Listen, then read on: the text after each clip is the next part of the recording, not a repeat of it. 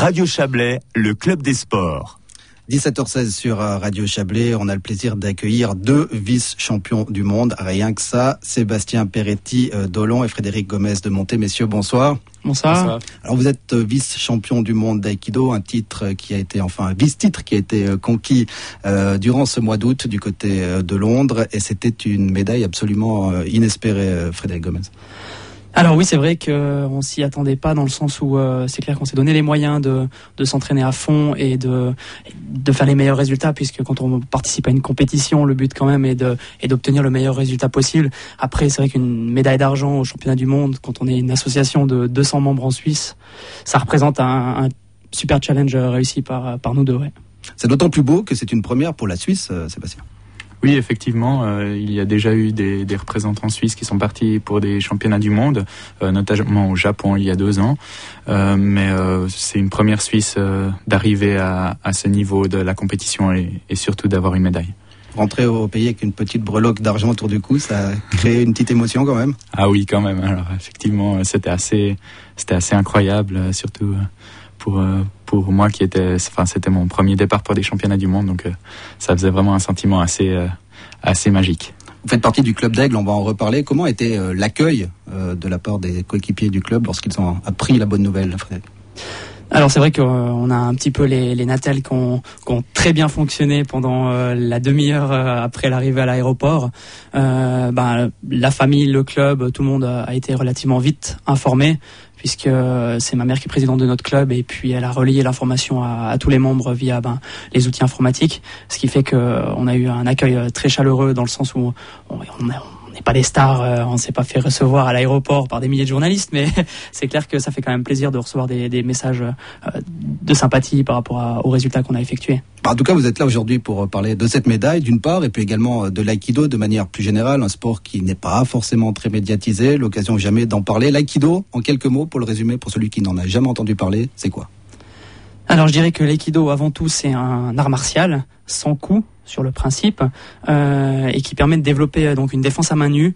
On utilise également des armes, donc le sabre et puis le bâton qu'on utilise comme lance, ainsi que le couteau.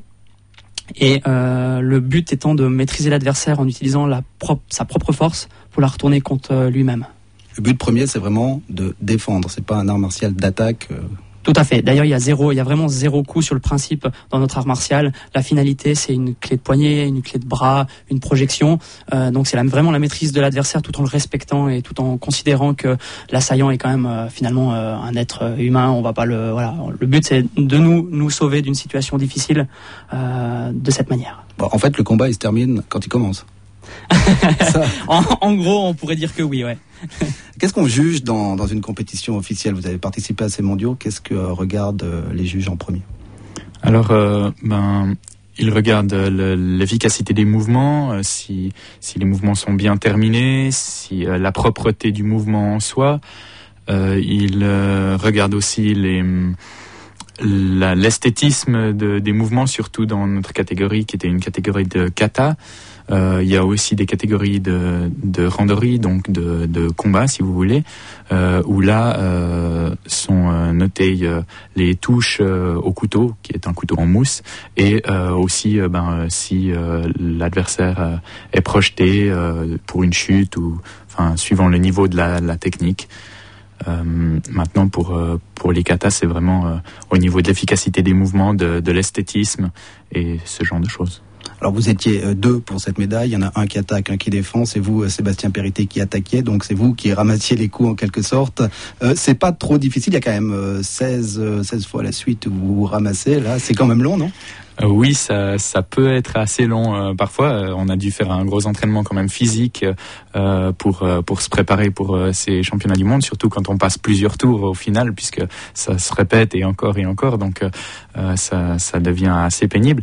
Maintenant, nous savons chuter, tous ces mouvements sont sans coup, comme l'a très bien dit Frédéric, donc c'est pas un art martial rude pour le corps.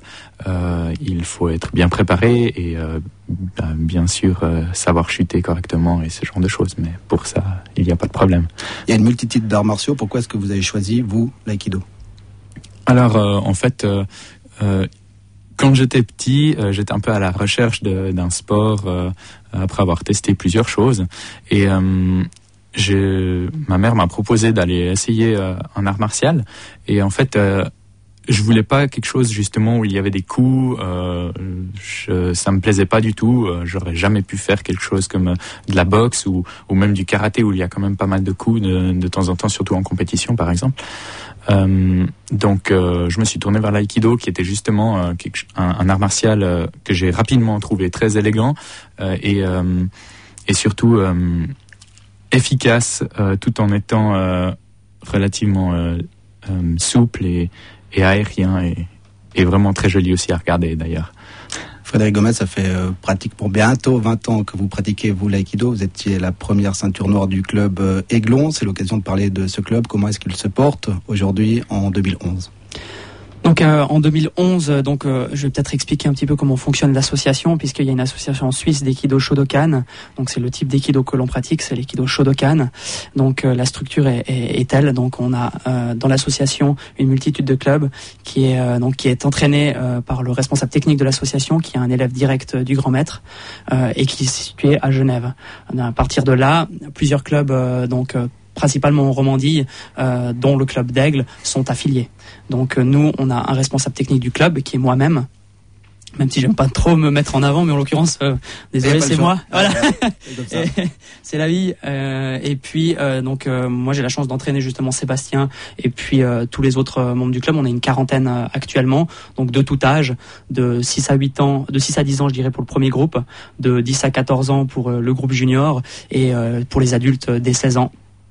Donc le lundi de 8h30 à 10h pour les adultes et le jeudi également pour les adultes de 7 à 9 et puis pour les enfants le jeudi également de 5h30 à 6h30 pour les enfants et pour les juniors de 6h30 à 8h, pardon.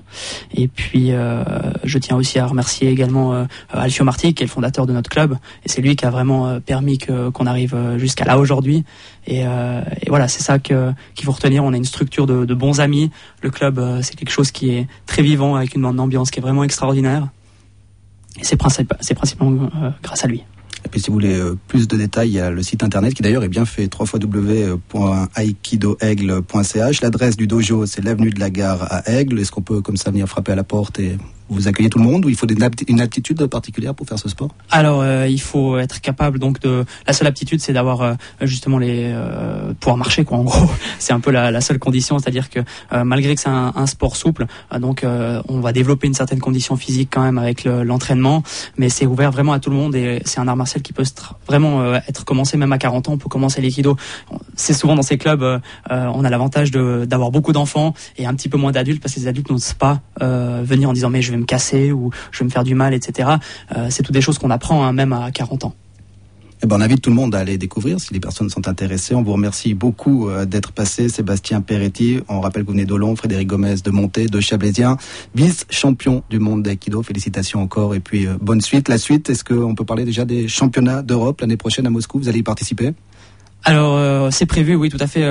Au vu des résultats qu'on a fait, on a envie de se préparer au mieux pour les prochains championnats du monde qui sont dans 2 ans. Et c'est vrai que les championnats d'Europe à Moscou l'année prochaine font partie du cursus qu'on va suivre afin de se préparer au mieux pour le prochain grand événement qui sera de nouveau au Japon dans 2 ans maintenant. Très bien, bonne chance pour la suite. Merci à vous deux d'être passés. Musique et puis donc...